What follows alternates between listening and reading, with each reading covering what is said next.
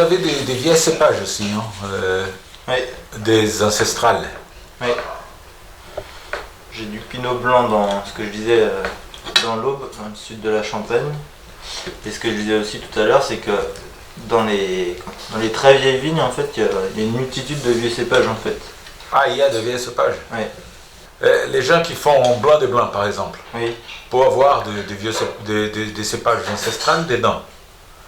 Bah, si c'est des blancs, oui. Si c'est des vieux cépages blancs, Oui, la plupart c'est blanc. on peut faire des blancs de blanc. La petit mélier c'est blanc. Timélier, c'est blanc. Arbonne c'est blanc. Arban, c'est blanc. Oui, on Oui. peut faire On peut pinot faire. blanc, arbonne, petit mélier Pour faire un et blanc, chardonnay en blanc de blanc. un blanc de blanc. Et personne dit qu'il y a ces cépages parce que la proportion c'est très petit. Oui, voilà, il y en a. En fait, les anciens, ils en mettaient 2 ou 3 pieds dans la parcelle parce que chaque cépage a des maturités différentes, en fait. Donc l'idée, c'était en goûtant les raisins, en fait, on arrivait à anticiper la date des vendanges, en fait. Oui. Et des fois, il y a des cépages comme du pinot meunier dans une parcelle de différents blancs, parce que le meunier il mûrit avant tous les autres cépages de Champagne, en fait. Alors le noir, souvent, il n'est pas cueilli parce que comme on fait du blanc de blanc, il ne faut pas mettre du raisin noir avec les blancs. Mais il servait juste d'indicateur, hein. Comme un pied de rosier au pied de la vigne, Oui. qui permet d'anticiper s'il va y avoir des maladies ou des choses comme ça. Parce que le rosier est plus sensible. Ah oui, c'est la même. C'est la même chose. Et les cépages ancestrales, elles sont presque disparues. Pourquoi? Bah, on ne va pas dire qu'elles ont disparu, mais presque, parce que c'était des cépages beaucoup plus sensibles aux maladies et qui étaient beaucoup plus pénibles à travailler, en fait.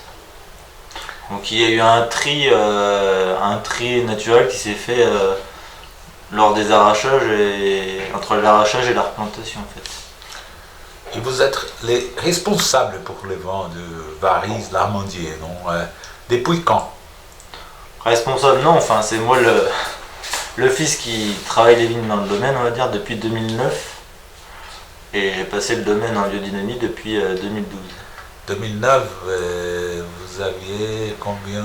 En 2009, j'avais 20 ans. 20 ans. Voilà. Et vous décidez de faire de biodynamie. et votre mère a dit oui, il faut faire. Ça a été plus compliqué que ça, parce que je suis rentré en 2009 et j'ai réussi à commencer à en faire en 2012. Mais entre 2009 et 2012, j'ai commencé progressivement à changer les choses déjà. Et ça a été assez brut, enfin assez radical.